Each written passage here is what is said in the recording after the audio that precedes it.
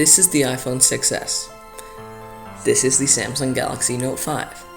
The iPhone 6s was released in September 2015. The Galaxy Note 5 was released in August 2015. The iPhone 6s started at $650, while the Galaxy Note 5 started at $700. But the iPhone 6s started on iOS 9 and got up to iOS 13.3, the most recent version. The Galaxy Note 5 started on Android 5.1.1 and only got 2 updates up to Android 7.0. Samsung, I'm disappointed.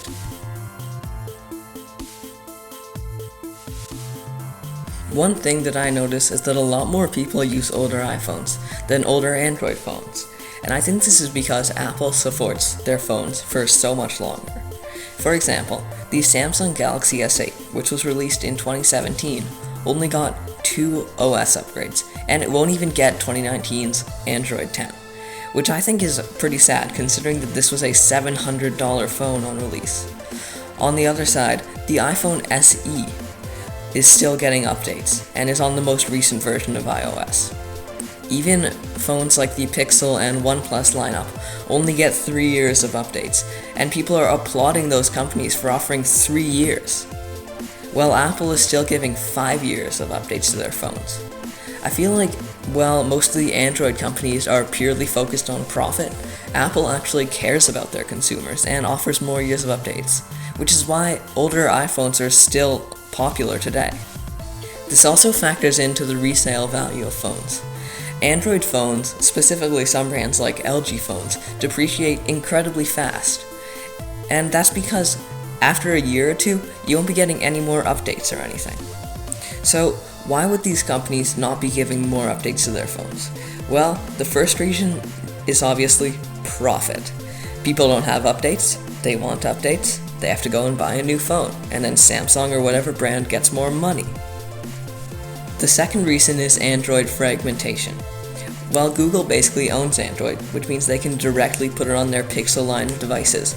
Other companies have to adapt it for their phones as well as put on their custom skins, which are often bad, but anyways, they have to adapt it for their phones, and especially if this company like Samsung has a lot of phones that they release on the market, that's a lot of devices to update to the newest version. I think one misconception is that Samsung just doesn't have the time to make Android for their older devices. I think that's completely wrong.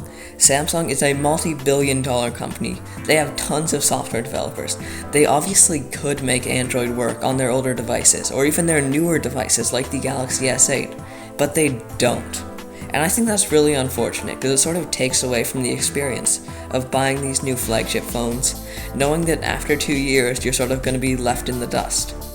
Now, Android does have this custom ROM community, which sort of allows you to update your phone to the newest version through advanced computer tricks and stuff. But for the average consumer, that's just not a viable option. They just want to go on their phone and get the latest version of Android as soon as it comes out.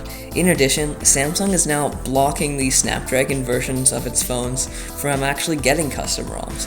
So the S8, which people paid for just 2 years ago, is going to be stuck on Android 9 with Samsung's bloated skin forever.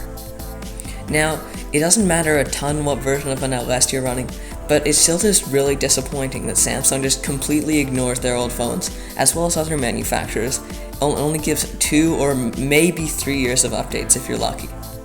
It's really pushing me over to the iPhone side just to get more of those updates and more software support, and just a faster experience after a few years. Of course, your phone will still work without the latest version of Android and whatever skin your manufacturer puts on it, but it's just sad. Samsung, I'm disappointed. You could do better. Alright, that was just my rant for the week. If you enjoyed, like and subscribe, and I will see you in the next video.